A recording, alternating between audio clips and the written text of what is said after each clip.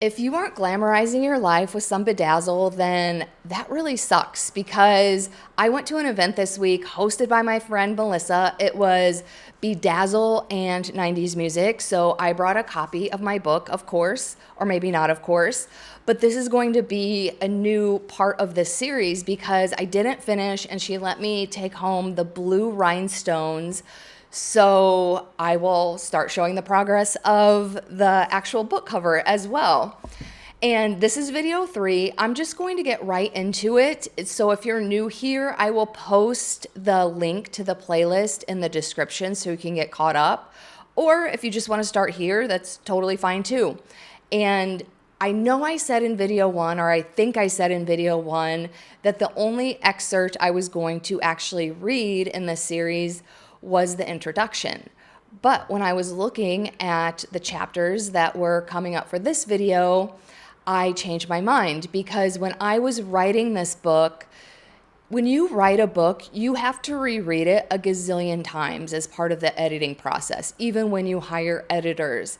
And when I was writing the book and rereading it a gazillion times, there were always 2 parts of the book that I would always cry.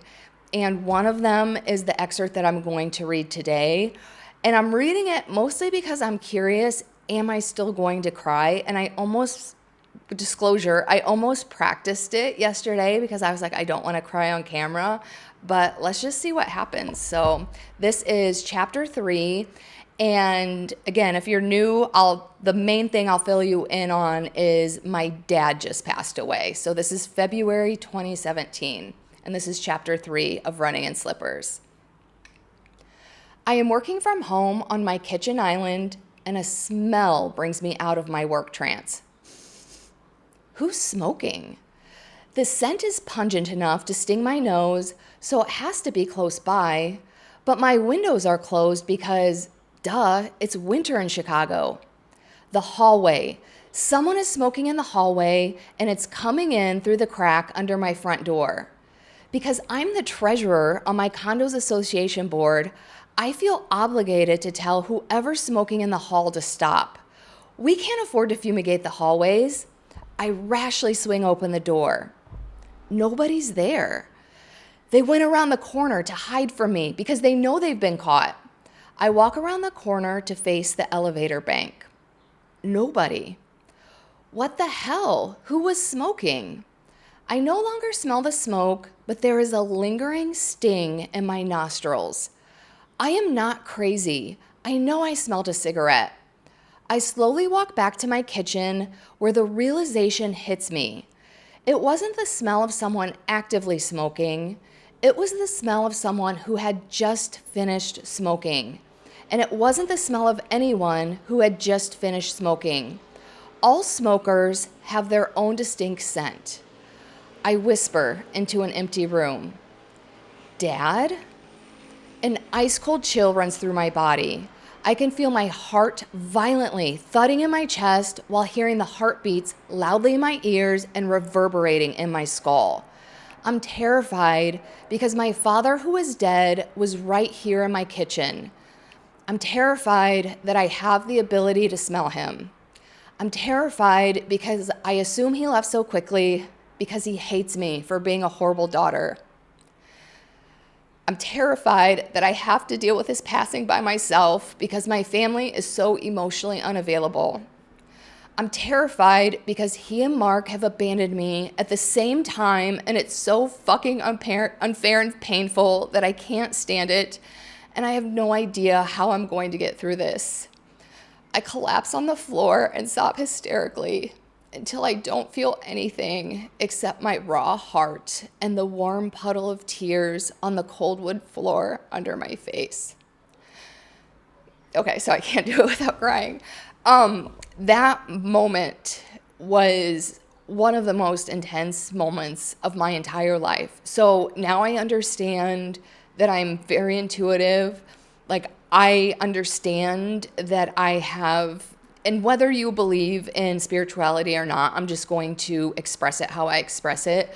But I can communicate with spirits because I believe now that we all have souls and your soul never dies. So your meat suit body can expire, but your soul never dies. So I am now in constant contact with my dad, and it's just like totally normal for me. Like I write letters to him every day. I feel like I'm always talking to him, asking for guidance. But in that moment, all of that stuff was so foreign to me. I had never had any experience with ghosts or anything. And I think three of my grandparents had passed at that time, but I wasn't like into woo-woo. I wasn't communicating with them. I was just a totally different person back then. And first of all, prior to this experience, because he had just passed away, and my boyfriend had just broke up with me. So I was totally consumed with grief. I was also totally consumed with guilt. I can't remember if I mentioned this in one of my other videos, but in the 10 years leading up to his death, we really didn't talk because I had tried to have a relationship with him and I felt like I was the only one putting in the effort. And I just had this realization that he was totally unloving and unsupportive, and it was too draining for me to be the only one putting in any effort. So I stopped, and it was just like I would see him when I saw him, mostly only when I would go home to Indiana to visit my mom. And so I was so consumed with guilt because that's like I should have done something. I was such a horrible daughter. So I had all this grief, all this guilt. And then all of a sudden, I was in my kitchen and I could smell him. And it was so terrifying because I was like, I didn't know I had the ability. I wasn't sure why he was visiting me. I'm like, is he haunting me because he's mad at me? That's what I honestly, truly thought. So it was on top of this guilt and grief, it was just so totally terrifying. And it's like, I couldn't handle anymore. So that's why I just like collapsed on the floor and started sobbing. And that was, I don't even know how to describe it other than saying it was one of the most intense moments of my entire life. And so that's why I still get emotional to this day because reading it out loud brings me totally back into those feelings. Or even how I was describing, because I had hardwood floors in my condo in Chicago and it was cold. Even though the heat was on, the hardwood floors can still absorb the cold. And I just remember the floor being cold, but there was like a warm puddle of tears under my face. And it was a really low point emotionally. So, but I also mentioned in the first video, it's not all down and dark. So a higher or lighter period during this time, I almost said it was coincidental, but I don't believe in coincidences. But prior to my boyfriend breaking up with me and my dad passing away, and when I say prior, only a few months prior, I had an idea for a writing blog.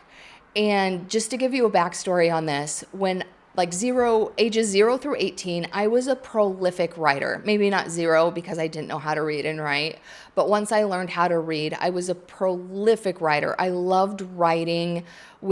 After my dad died and my mom and I were cleaning out his house, I found a bunch of books that I had written as a child. And even in 5th grade, there was a book writing contest out of the entire elementary school, and I won out of the entire elementary school. And when I found that book, because I remember the book that won the contest, it was the plot was actually complicated for a 5th grader to write about. So I was actually impressed with my younger self. But my point is that's how hardcore of a writer I was. Even through high school, I remember I took a creative writing class, and I think I won I don't want to say won a contest. I placed in a contest, but I was a really good writer. But when I graduated high school, I went to college, I studied finance, which is not creative at all. I didn't write for almost 20 years. I totally lost that part of myself. And one day when I was running in Chicago, it was winter time. I lived in Old Town, which is the neighborhood just south of Lincoln Park. I was running through Lincoln Park. It was cold. There was frost on the ground. And I came across this scene. There was a single Louboutin shoe on the ground, which, if you don't know, those are the red bottom heels. And a pair cost approximately $2,000. So for there to only be one, like, I don't know, if I lost one, I would do everything I could to recover it. So it was so intriguing to me that $1,000 shoe was just on the ground. And then, but even more intriguing than that, right next to the shoe was a steaming pile of dog poop. And it was intriguing because the poop was obviously recent because it was steaming, so it was still warm against the frosty ground. But in my mind, I'm like, are these two things related? And I couldn't stop thinking about it because it was so intriguing, because it's like, why is there only one Louboutin, and why is this dog poop right next to it? Also, if I was walking my dog, I don't know if I would let them poop right next to a nice fancy shoe like that. So the whole thing was so intriguing to me. So I went home and I wrote this short fictional story about what happened there. So I had this idea for a creative writing blog that was called So What Happened Here, where I would go around the city, because after that I started noticing how many other fascinating scenes that there were. Like, I can't even think of anything off the top of my head, but maybe sometimes like a wig, like I actually did find some wigs, or like some kind of scene where it was like, what happened here? And so I had this idea for a writing blog where I could take pictures of all these various things across the city. And by the way, I never took my phone running with me, so I didn't get the picture of that original scene that inspired this whole blog. But then I was like, then I can write the backstory about what happened there. And so I had this whole idea for a blog, and I loved it, and I was so excited about it. But I had total imposter syndrome because I was like, I haven't written anything in like 20 years. I'm not a writer, all the limiting beliefs. And back then, like, I'm confident now and I'm courageous. So now, even if I'm not sure of something, I just do it and figure it out as I go along. But back then, I was too afraid of allowing myself to be seen. I was like, I need to be all perfect and polished before I put myself out there. So I was like, I'm going to take a writing class. And so I researched writing classes in Chicago, and there's actually a lot.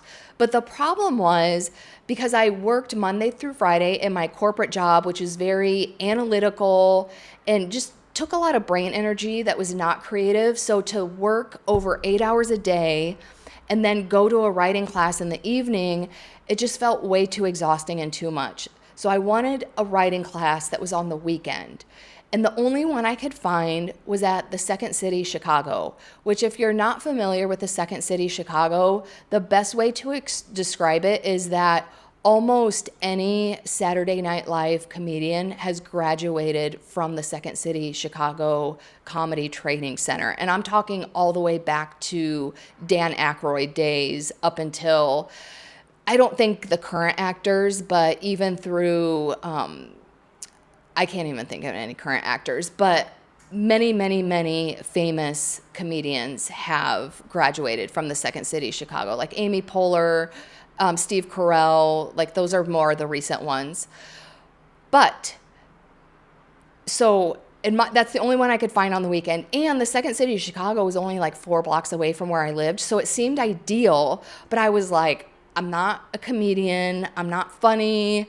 I'm also not a writer, because that was the story I was telling myself. So I just envisioned this class of like 20-something-year-old guys who were like totally funny and blah, blah, blah, blah, blah. And I was so terrified, but my desire to start this blog, because I don't know, I just felt like such an intuitive pull to start the blog. My intuitive pull to start the blog and my excitement about the blog eventually overrode the fear, and I signed up for it. And this was a few months before my world just totally turned apart, but it ended up being divine timing because the first class was, I think it was the Saturday after my dad passed away. And it was in the afternoon. So let's just say it was like 1:00 in the afternoon because I don't remember what time. I do remember it was in the afternoon. But the very first class, actually the first like several months of classes, but especially the first month, I would literally be crying on the floor of my condo at like 12:30. Well, I had probably been crying there for like an hour, but it would be like 12:30. I would be crying on the floor of my condo, and I would be like, I just need to pull myself off the floor and get to this class. But the first class was especially hard because it's like, okay, I have to pull myself off the floor and go to this class. But it was also walking into the unknown because I'm like, again, I just had this vision of like all these young male hilarious guys, and it's like, I don't fit in and I'm not a writer, blah, blah, blah. So I pulled myself off the floor. I walked the 4 blocks to the second city, Chicago, and I walked into the class, and there were males, there were females, there were young, there were old. So immediately I was like, ooh, I could possibly fit in here. And the first class was so much fun. And actually, I'm going to reference my book because I think I like called out very specific moments. I write about in my book how on the very first class, we went around the room introducing ourselves. And yes, I remember there was a guy, he had stand-up comedy experience. Some people had comedy writing experience. But for the most part, most people were like me and had no formal comedy experience. So again, it was just like another huge wave of relief because it's like, oh, I do fit in here. And I remember I kept getting like these little hits of motivation throughout the class because there was this one exercise, and I write about it in my book. We were paired in partners and we had an exercise to do together, and I was paired with the guy who had stand-up comedy experience, and I was like, oh my God, he doesn't want to be paired with an amateur or whatever. But we had written things individually and we were reading them to each other, and he laughed out loud at what I had written, and that was just like so heartwarming. But again, it was like just these little things. And again, keep in mind at this time, I was in such profound grief that it was such a struggle to get through the day. So just these little hits of dopamine in this class meant the world to me. They would mean a lot normally, but especially in that state, they were just everything to me. And so anyway, this class just became such a source of fun and happiness because it lit up my inner child writer. So it lit up the writer in me, but also it was a comedy writing class. So it was fun. It was funny. We always had an assignment, and the assignment would be to write a sketch of some sort. Well, in the beginning, I don't think it was a full sketch, but still we would write these sketches out. And then the next class, the other students would perform our homework. So it was so funny because everybody like just was talented and amazing writers. And anyway, and that ultimately is what led to me writing the book because it just lit up that writer inside of me. But that class saved my life because it was such a contradiction because I was in such profound grief. But actually, I think it was on Sundays, but every Sunday afternoon, I had this 3 hours of fun, happiness, and laughter. So even though for the first few months, I was crying on the floor prior to going to class, it was just, I had more motivation to go because it was so fun and it was the brightest moment of my entire life. So the Second City Chicago program completely changed my life. And the way it works, and this goes into other chapters, but I'll just say it now.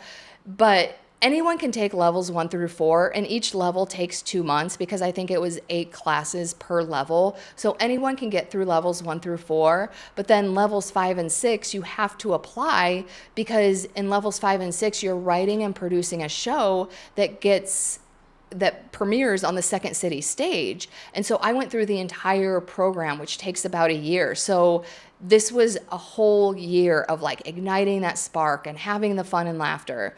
And it was just such an amazing time of my life, but also it was very grief filled.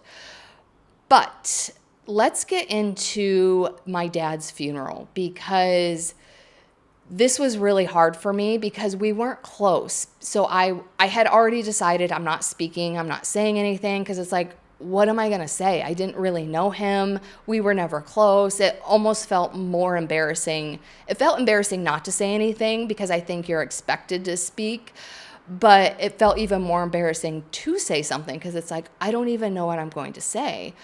But the funeral, and I feel like I talk a lot of shit about my mom in this book, but I do give her credit for the funeral because, I mean, I had been to like my grandparents' funerals, but I didn't know how to actually plan anything. And fortunately, or should I say unfortunately, my mom had been or has been to some funerals in her time. So she knew how to plan. So she helped me with all the planning and stuff. And that took a huge load off of my shoulders because I'm already helpless in my grief and I didn't know what I was doing. So having her help me out with all of that was huge. And I totally love her and appreciate her for that.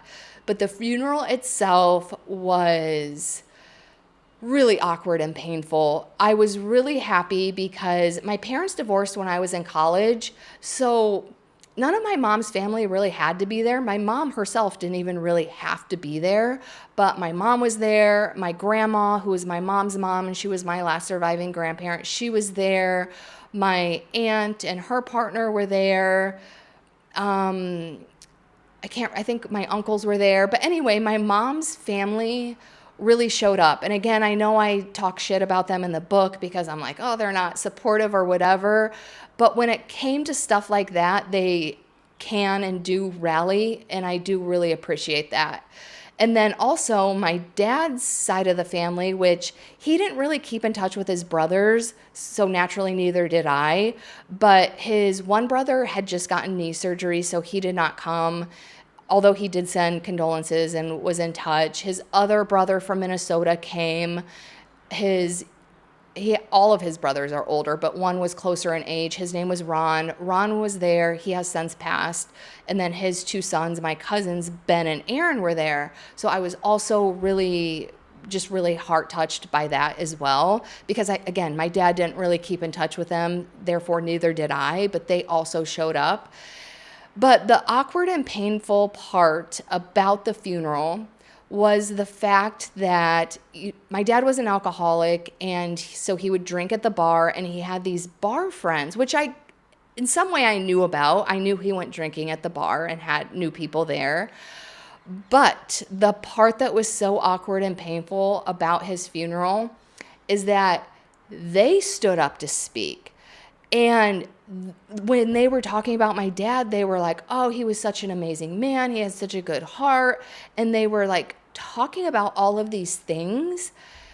And I was like, oh my God, who are they talking about? Because I had never seen the side of him that they had. And that realization that I knew I didn't know my dad, but the realization that he was showing himself to people I didn't even know and not his own family was like a knife in the heart. And my mom and I were sitting in the front row, and I just remember, like, I can only imagine, like, my shoulders were probably hunched. I'm sure I was clenching my jaw, but I just remember sitting there like, oh my God, I can't believe this is happening. I just want this to be over with. I was so awkward and in so much pain, and I just wanted it to stop. And I remember at one point, because my body, I was basically in the freeze response, so my body was like so stiff. But I remember like looking at my mom out of my peripheral vision, and her body looked exactly how I imagined mine looked. And I'm basing that on how mine felt. And I can only imagine that she was thinking the exact same thing I was. Like, who are they talking about? Because obviously my mom, as his wife, had a different relationship than I did. But still, as a family, we never saw that side of him. And it was, yeah, it just broke my heart. And I just remember at that time, I was like, I don't believe in God, but I just started praying. I was like, God, please make this stop. Please make this stop. Like, that was the only thing going through my head because I just wanted it to end. And then it ended. And I remember that also felt awkward because everyone just kind of went their own separate ways. So I ended up going over to my grandma's house because my mom's side of the family all gathered there, and we ate a late lunch there. And it was just so awkward because nobody addressed the elephant in the room. And I wanted to talk about it with my mom, but my mom isn't the kind of person that you really have those conversations with. So I just swept it under the rug, and it just added to all the extra feelings that I was feeling. The guilt, the grief, the uncomfortableness. I just stuffed it all down and sat with it. And this was at a time where I didn't have the tools to process my feelings or feel my feelings. So it was just basically sitting in it, and it felt like shit. So I'm going to mention one more thing, and then we'll close out this video. So because the guilt was so intense and I couldn't stand it anymore, I was feeling desperate. So I was like, I want to talk to a medium because I need to know if my dad hates me or not, or why he visited me that day. Oh, that was another thing. After the funeral, because a bunch of people sent flowers, which was amazing. And there was this huge, it was probably like 24 white roses. It was like this beautiful display. So I took that home with me. And I think I took a few other flowers home, but I just remember the white roses. And I put them, so see this green credenza in my background? My grandma Mary, who I keep referencing, who was my last surviving grandparent, but she has since passed, she remodeled her living room in the like late 2000s, maybe like 2008, 2009. This is from like the 50s. And she was going to get rid of it. And I was like, can I have it? So I had this in my condo in Chicago, which was actually, so this is my grandma Mary's credenza.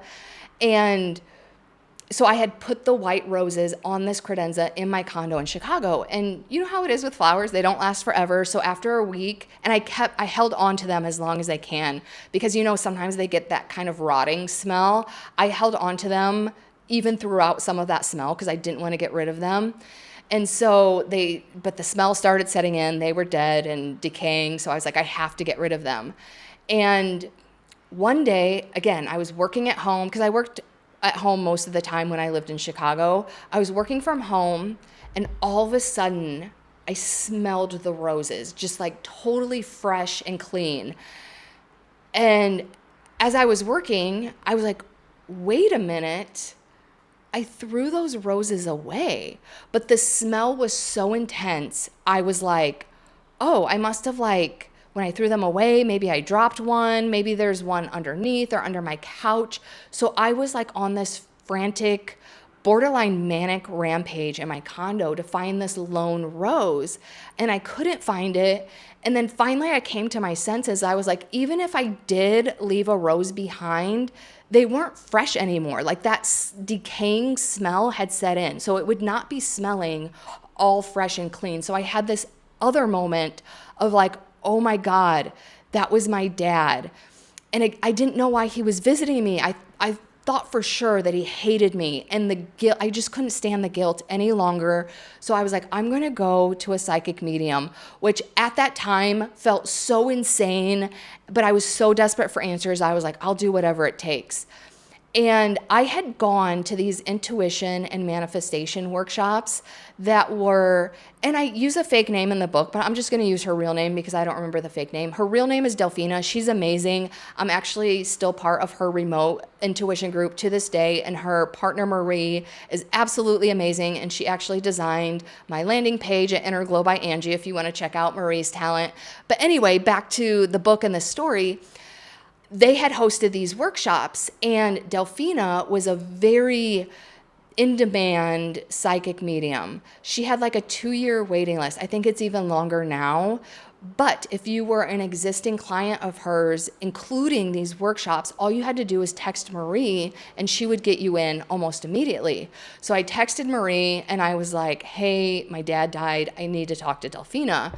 And so she got me in and I talked to Delphina. So I'm also going to, before I close this out, I want to talk about, so I'm actually going to read a little excerpt from when I found the flowers, or when I was looking for the flowers. The smell is so distinct that I am positive that I dropped one while throwing them away. I crawl on the floor, checking under the furniture, but come up empty-handed. I take a huge inhale through my nose to see if I am close to the lone rose. I smell nothing.